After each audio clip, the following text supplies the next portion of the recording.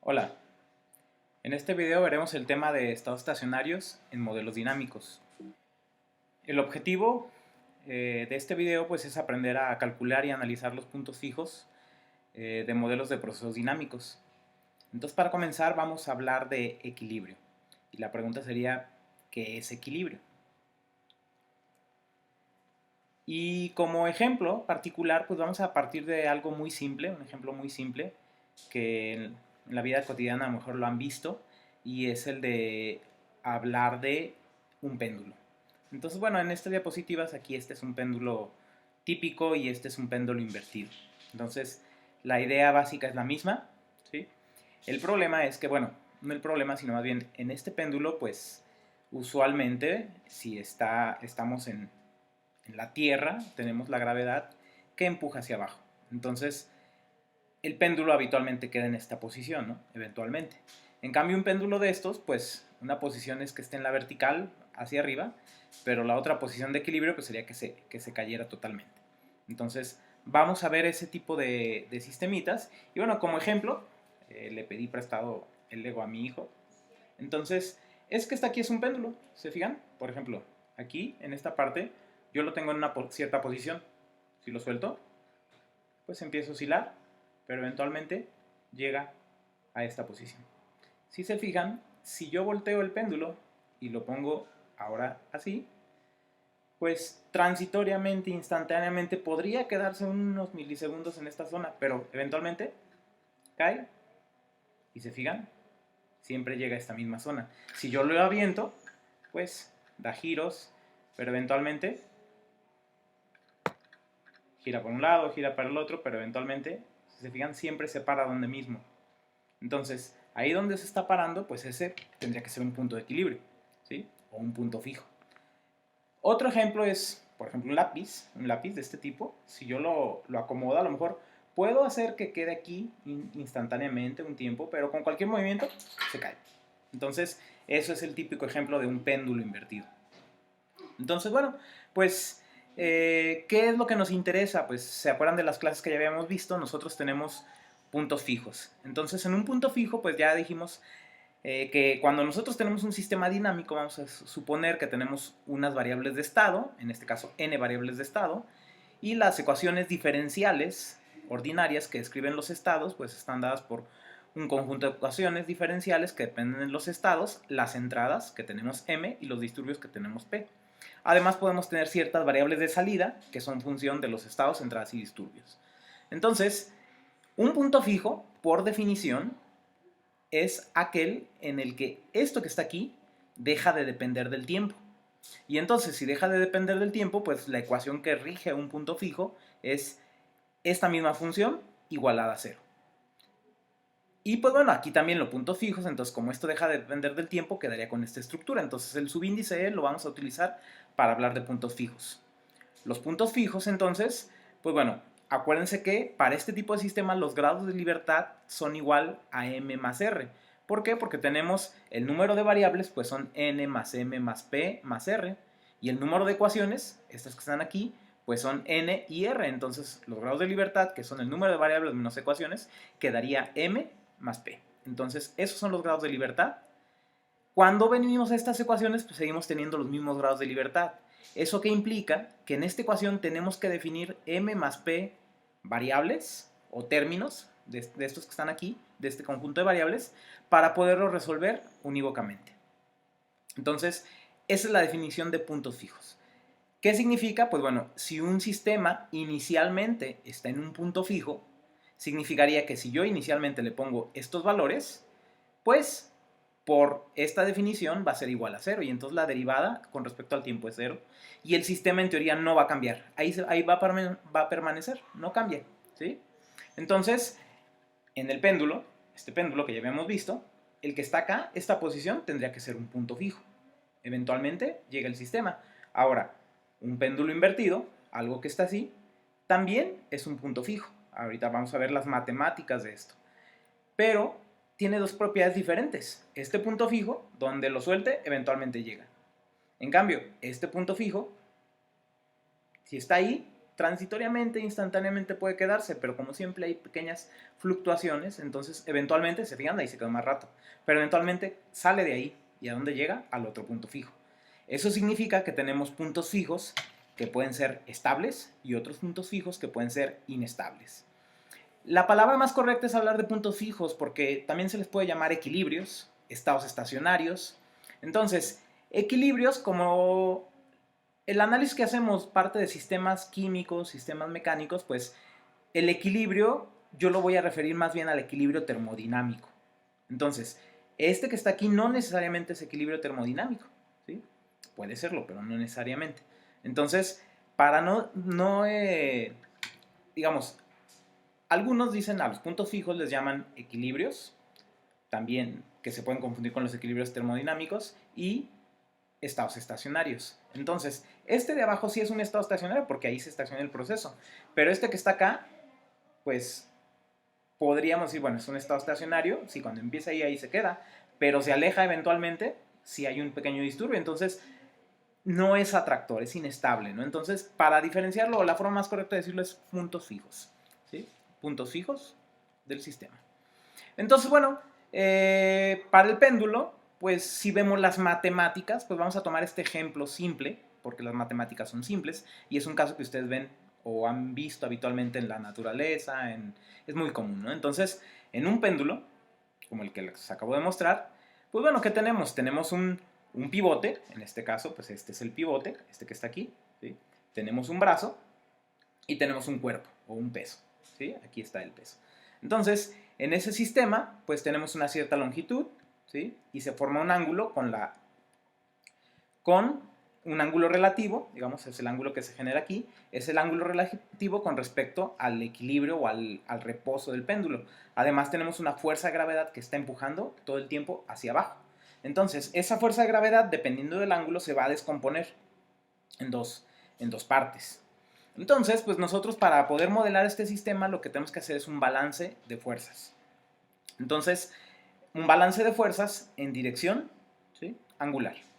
Entonces, si hacemos un balance de fuerzas en dirección angular, ¿sí?, tendríamos lo siguiente: la masa por la aceleración. Entonces, la aceleración es el cambio, ¿sí?, de la velocidad angular, y la velocidad angular, esta que está aquí es la velocidad angular, L por el cambio del ángulo con respecto al tiempo.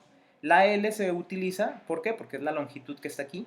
Entonces, bueno, es como se define el momento angular, ¿sí?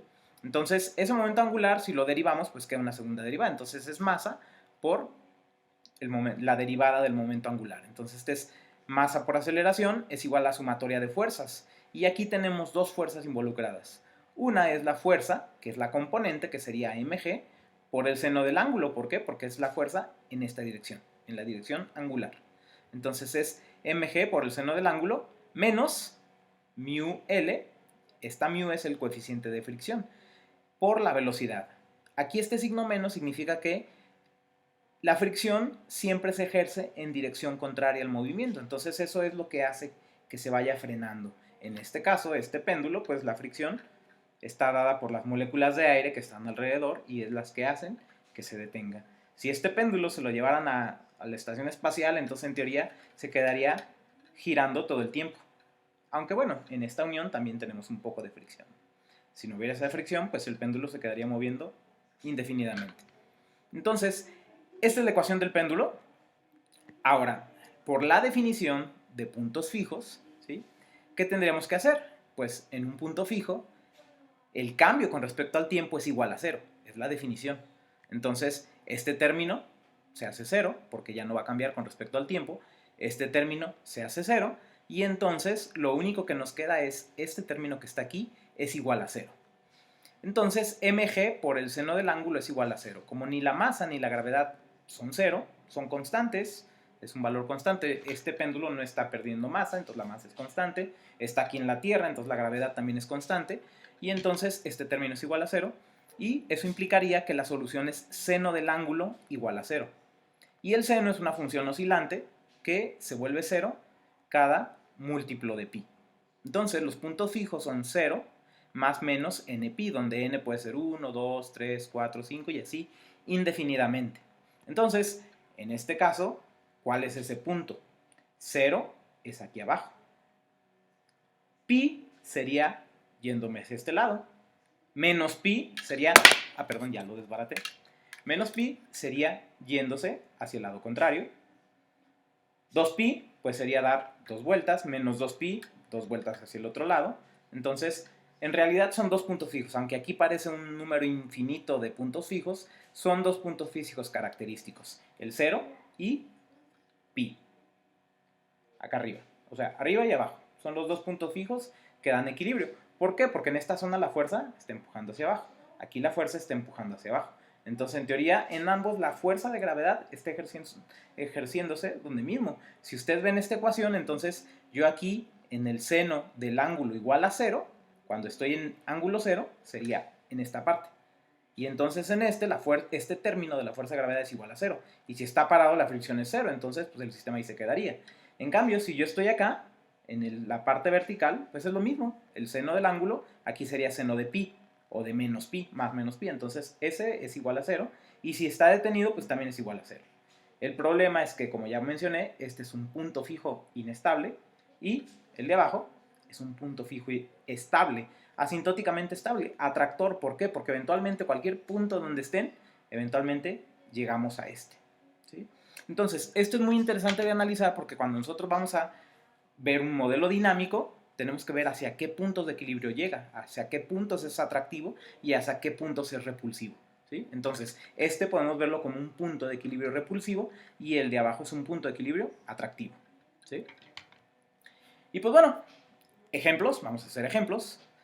En algunas clases anteriores ya habíamos visto cómo calcular el modelo de un tanque de nivel. Entonces, por ejemplo, para este tanque de nivel llegamos a este modelo. Entonces, esta es la ecuación dinámica del sistema y pues en esta ecuación, o en este modelo, se tienen 3 variables. Si se fijan, las variables que dependen del tiempo pues son la altura, que es la variable de estado, el flujo de entrada, que por el momento pues vamos a considerarlo como un disturbio, y la apertura de la válvula, que pues sería la variable de control en su caso. Entonces, los puntos fijos de este modelo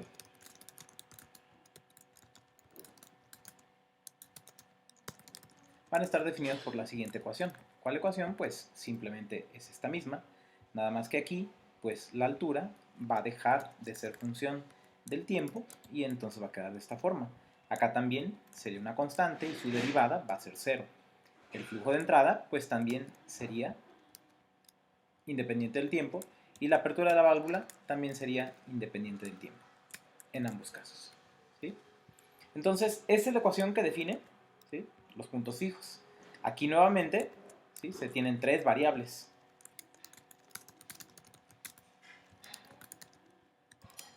¿Cuáles? Pues simplemente las mismas, nada más que ya son valores constantes independientes del tiempo evaluados en el punto fijo.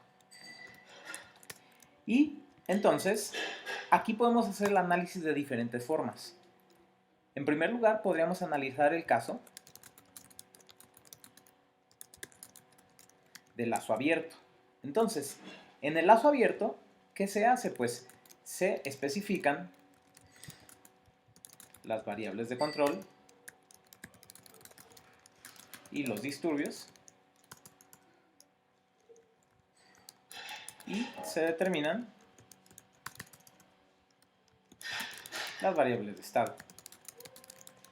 En este caso tenemos una sola variable de estado, que es la altura. Si se fijan, como tenemos 3 grados de libertad, estos que están aquí, yo tengo que definir 2 cosas.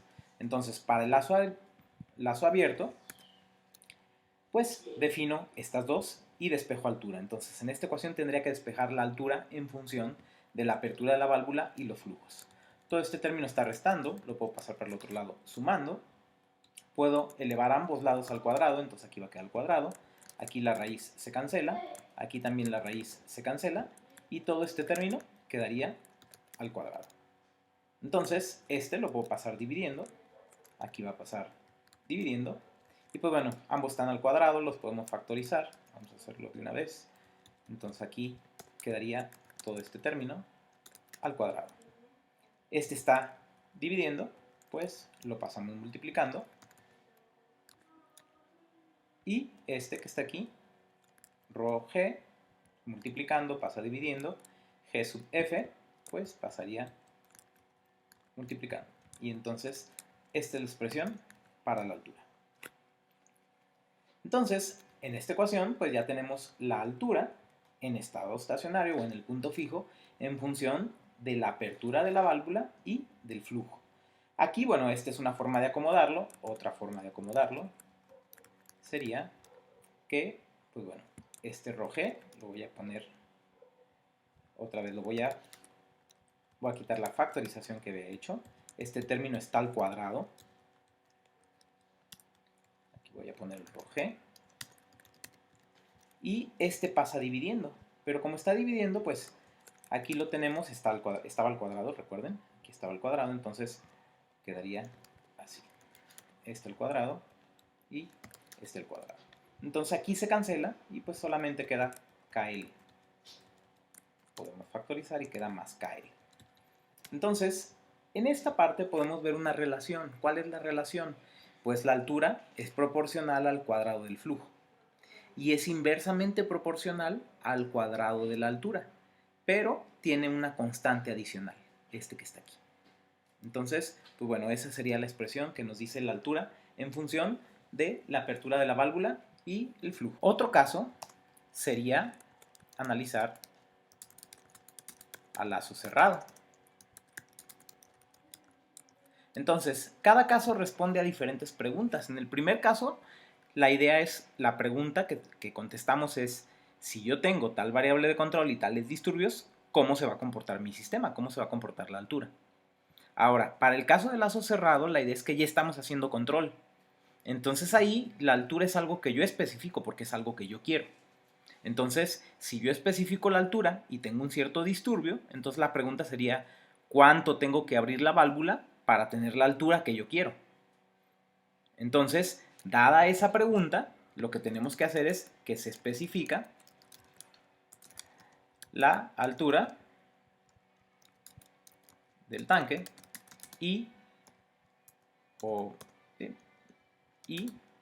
el disturbio, y se determina la variable de control. Entonces, pues bueno, en este caso, entonces en esta ecuación, pues la idea es despejar la apertura de la válvula. Para poder despejar la apertura de la válvula, pues bueno, está en dos términos, está aquí y está acá. Entonces está restando, lo pasamos sumando, elevamos cada lado al cuadrado, y entonces aquí va a quedar este elevado al cuadrado, este elevado al cuadrado, la raíz aquí desaparece, y todo este término también se elimina el cuadrado. Todo este puede pasar dividiendo, que está multiplicando, entonces pasa dividiendo, y pues podremos poner la gravedad específica aquí, y la altura por h dividiendo. Ahora, en esta parte tenemos BP aquí y BP acá, entonces es muy sencillo, simplemente pasamos este término para el otro lado, va a pasar multiplicando, y aquí tenemos este multiplicando a este y a este. Y entonces, ahora este término lo pasamos para el otro lado, va a pasar restando, y pues ya tenemos el CBBP en este lado, que se puede elevado al cuadrado, que se puede factorizar. Y entonces si lo factorizamos, aquí queda un 1 y queda con esta estructura. Y pues ya nada más faltaría pasar este término dividiendo. Pasa dividiendo aquí. Este término que está aquí pues puede multiplicar y queda este aquí, aquí se cancela. Y entonces queda de esta manera. Y por último, pues bueno, el CB lo podemos pasar dividiendo, o bueno, ahí podríamos sacarle la raíz a cada lado, sacamos la raíz, y entonces este queda aquí, el F, como está el cuadrado, podríamos sacarlo, quedaría aquí. Esta gravedad específica, pues a lo mejor conviene pasarla para acá dividiendo, y aquí se anula, y entonces, pues bueno, lo podemos reacomodar simplemente aquí. Y entonces este lado se eliminó el cuadrado y se ve, pues pasa dividiendo. Y entonces con eso tenemos la relación de cómo cambia la apertura de la válvula en función al flujo y en función a la altura. Aquí, pues bueno, son la misma ecuación original, el mismo modelo dinámico, las mismas ecuaciones o la misma ecuación para despejar y determinar los puntos fijos, pero el concepto es diferente. Aquí lo que estamos haciendo es determinando la altura en función del flujo y la apertura. Y acá estamos determinando cuál apertura debemos poner dado un cierto flujo y la altura deseada. Ojo, en esta parte, si se fijan, aquí es cuando empiezan a salir sutilezas. Debido a la no linealidad del modelo, pues tenemos este término que está restando. Entonces podría ocurrir que este término que está aquí sea más grande que este. Y entonces si esto ocurre o sea igual, entonces esto se volvería cero. Y como está dividiendo, se indeterminaría y BP crecería hasta infinito. Como BP es la apertura de la válvula, va de 0 a 1. Este valor tiene que ir de 0 a 1. Eso nos da una altura máxima que podemos tener dado un cierto flujo.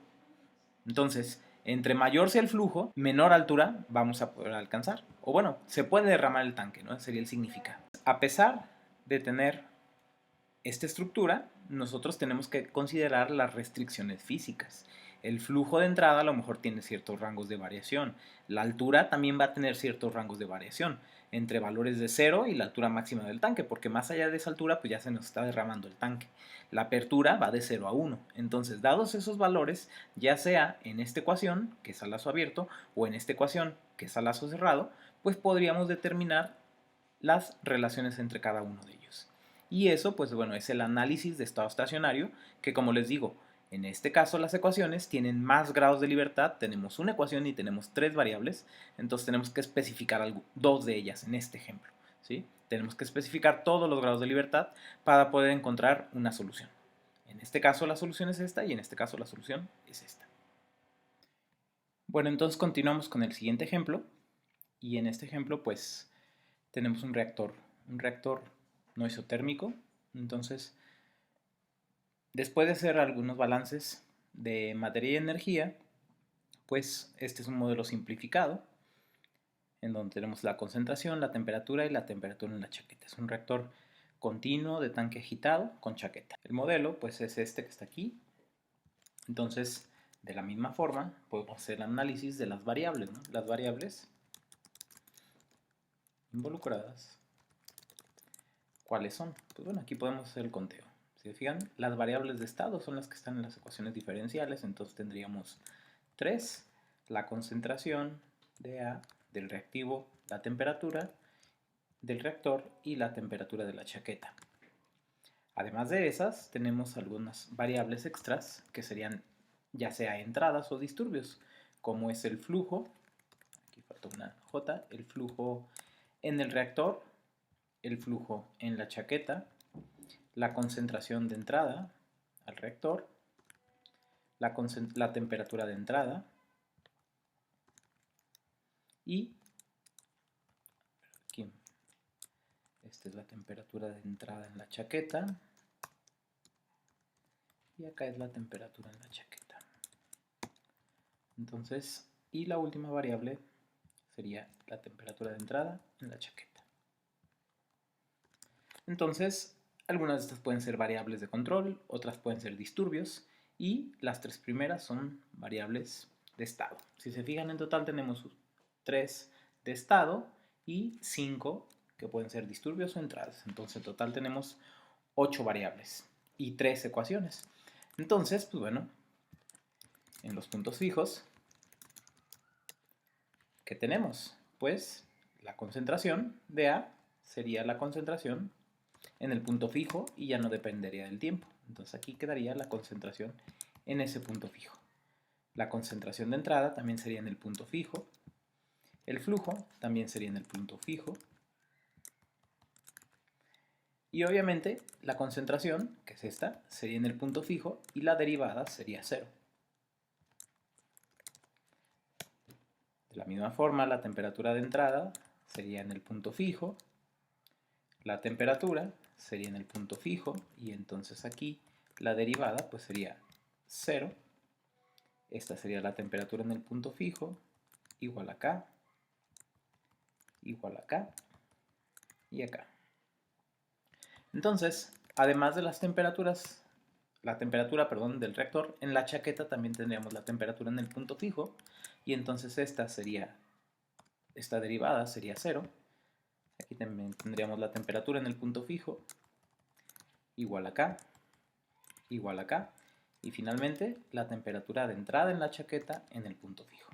Entonces, estas son las ecuaciones que describen, bueno, y falta, perdón, el flujo en la chaqueta en el punto fijo. Entonces, estas son las ecuaciones que definen los valores en los puntos fijos. Y bueno, tenemos tres ecuaciones, tenemos que definir tres cosas. Ahora, para esas ecuaciones tienen estructura no lineal. Por más que quieran, por más que se quiera, no se va a poder despejar algunas variables. Por ejemplo, la temperatura, aquí en esta ecuación, está dentro de un exponencial y además es la inversa dentro de un exponencial y está fuera de un exponencial. Por más álgebra, despejes que quieran hacer, va a ser imposible despejar esa temperatura. Entonces, aquí por simplicidad, vamos a analizar directamente el valor desde un punto de vista de control, o sea, lazo cerrado. O sea, si yo quiero controlar la temperatura en el reactor, entonces yo impongo una temperatura. Tengo que fijar 5 cosas, ¿no? Y resolver en función de otras. Entonces, por la estructura no lineal, se definen, pues, primero la temperatura TE. También vamos a definir la concentración de entrada. Y bueno, si en esta primera ecuación, ahorita voy agregando las demás, si en esta primera ecuación defino y fijo la concentración de entrada, la temperatura de entrada y el flujo de entrada, entonces, pues de aquí directamente se puede despejar. Si se fijan, pues bueno, este término estaría aquí multiplicando a ambos y aquí tenemos la concentración en ambos, que se puede factorizar, entonces se factoriza el menos y la concentración, aquí queda como más, este está restando completo, pasa por el otro lado sumando, y entonces podemos despejar la concentración si pasamos este dividiendo. Eso significa que tenemos una expresión que nos da la concentración del reactor en función de la concentración de entrada, del flujo y la temperatura a la cual queremos controlar. En esta expresión, pues bueno, ahí sí se puede despejar directamente la concentración porque está en una estructura lineal para la concentración. Entonces, ya con esta expresión, pues se puede sustituir en las anteriores y falta sustituir en las ecuaciones la segunda y la tercera. Aquí, por ejemplo, podríamos definir que yo quiero calcular cuál es la variable de control, que en este caso sería el flujo en la chaqueta. Entonces, de la tercera ecuación, podría despejar ese flujo en la chaqueta. Entonces, este término está restando, pasa sumando, este término pasaría dividiendo, el volumen de la chaqueta está en ambos lados multiplicando, entonces se cancela, y con eso tendríamos la expresión para el flujo en la chaqueta. El flujo en la chaqueta entonces dependería de la temperatura en la chaqueta en estado estacionario y la temperatura del reactor. ¿Sí? Sin embargo, aquí todavía podemos hacer una simplificación. ¿Por qué? Porque este término es exactamente lo mismo que está acá. Nada más, pues hay que dividir entre diferentes densidades, capacidades caloríficas y volúmenes. Entonces, de la tercera ecuación,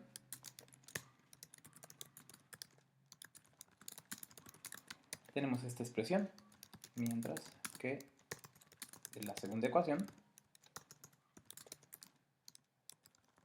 si se fijan, pues aquí podemos tomar nada más la segunda ecuación y podríamos despejar este término. Entonces, este término, estos dos los tenemos que pasar para el otro lado, entonces este quedaría restando, este quedaría sumando. Y podemos multiplicar aquí por el volumen, entonces aquí quedaría el volumen, aquí se cancelaría el volumen, y por la densidad y la capacidad calorífica, aquí se anularían, y aquí quedarían multiplicando. Entonces, este es el valor del término de transferencia. A partir de esta ecuación, aquí directamente podemos reemplazar. Si se fijan en el flujo, pues todo este término es precisamente este. Mientras que la temperatura en la chaqueta, si despejamos de aquí, pues bueno, fíjense que el término HA pasaría dividiendo y la temperatura pasaría sumando. Y entonces esta es la temperatura en la chaqueta. Y esa temperatura en la chaqueta la podemos emplear para dividir acá, que es esta misma. Entonces quedaría así la expresión. Y con esto pues ya tenemos la expresión completa para describir tanto la temperatura en la chaqueta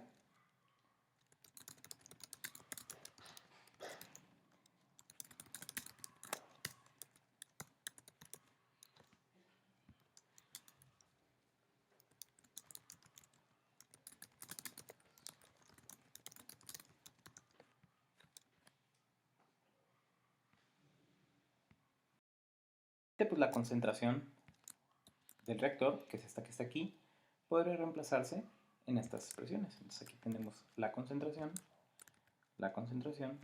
y la concentración. Obviamente aquí pues podemos factorizar, simplificar, hacer un desarrollo un poco más en estos términos, pero pues en general tienen esta estructura. Entonces, en resumen, llegamos a unas ecuaciones en donde podemos determinar la concentración en función del flujo de entrada, concentración de entrada y temperatura.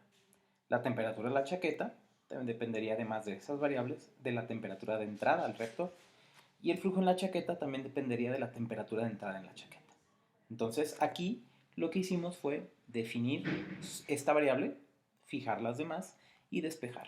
Entonces aquí tendríamos qué flujo le tenemos que meter a la chaqueta para tener una cierta temperatura dentro del reactor. Entonces estamos resolviendo un problema de tipo lazo cerrado. Si quisiéramos resolver un problema a lazo abierto, tendríamos que regresarnos a las ecuaciones originales y definir las variables, que son todas estas, las variables que no son de estado, y tratar de resolver para las variables de estado. Obviamente esto sería no lineal y no se podría resolver de manera algebraica, se tendría que hacer de manera numérica. ¿Por qué? Pues por lo que ya había mencionado. La temperatura, que está aquí, está dentro de una exponencial, dividiendo aquí en esta exponencial y fuera de la exponencial. Entonces, por más que quieran, por más maromas y más cosas que quieran hacer, no van a poder despejar. Me pasó comentarles que aquí este término también es negativo porque copié este y lo pegué, entonces este queda negativo aquí y este también queda negativo. Bueno, y también aquí es importante mencionar que como este término está dividiendo y tiene algunos términos que pueden ser positivos o negativos, por ejemplo, este por este, pues va a depender de estas diferencias de temperaturas, va a depender si es exotérmico o endotérmico, aquí puede haber valores positivos y negativos. Entonces, esto eventualmente podría pasar por cero. Y si pasa por cero, como está dividiendo, podría indeterminar este flujo. Tendería a infinito. También podría pasar que este producto, toda esta relación sea negativa y esos flujos negativos pues físicamente no tienen sentido en una chaqueta. Entonces hay que tener cuidado, o sea, como aquí despejamos la temperatura del reactor, entonces eso significa que para un reactor dado, con ciertas condiciones y ciertos parámetros, ciertas velocidades de reacción, energías de activación, no podemos tener cualquier temperatura, ¿sí? También va a quedar acotada siempre y cuando la solución de lo que pongamos aquí sean flujos positivos y dentro de un intervalo que obviamente la chaqueta pues tiene un flujo máximo. Si nos salen flujos muy grandes, pues puede ser que una chaqueta de cierto diseño no sea capaz de manejar esos flujos. Entonces hay que tener cuidado con la parte física. Ahora, viendo la estructura, esta es una forma no lineal, ¿sí? Tiene bastante complejidad de cómo varía el flujo en función de la temperatura. ¿Por qué? Porque la temperatura está aquí, en esta parte, como lineal, pero también está aquí en estos exponenciales inversos y además está dividiendo. Entonces es una relación compleja de temperatura contra flujo que puede ocasionar que tenga comportamientos diversos, en donde incluso podemos tener múltiples estados estacionarios o puntos fijos. Acuérdense que estamos viendo los puntos fijos. Entonces, hay veces que para un mismo flujo podemos tener diferentes temperaturas, o para una temperatura podemos tener diferentes flujos. Eso va a depender de la estructura y la no linealidad y los parámetros en específico. Bueno, entonces estas ecuaciones se pueden programar, se pueden graficar. Les voy a mostrar un ejemplo para analizar. Entonces, bueno, este código lo hice en MATLAB. Aquí agarré los parámetros, les puse unos valores numéricos específicos y entonces aquí tomé una variación de temperatura entre 300 y 420 grados, ¿sí? Y entonces, pues bueno, a esta variación, pues calculo la K de equilibrio, la concentración en equilibrio, la temperatura de la chaqueta en equilibrio y el flujo de la chaqueta en equilibrio. Entonces, con estas ecuaciones, pues bueno, si ejecuto el programa, aquí este es el resultado. Esta es la temperatura en la chaqueta y la temperatura en el reactor. Si se fijan, para una temperatura dada tenemos hasta 3 posibles temperaturas en el reactor. Igual para esa misma temperatura de la chaqueta tenemos diferentes concentraciones. Si se fijan, una concentración es concentración alta, temperatura baja, la reacción es lenta. Otra es concentración intermedia, temperatura intermedia. Y la última es concentración baja, temperatura alta. ¿Por qué? Porque entre más caliente esté el reactor, pues más rápida es la velocidad de reacción. Ahora, para estas temperaturas del reactor y estas temperaturas de la chaqueta se pueden calcular los flujos. Y entonces, como es una ecuación también no lineal, aquí resulta que esta es la variación de flujos. Por ejemplo, aquí supongamos que son litros, entonces de 400 a 180 litros por minuto, por ejemplo.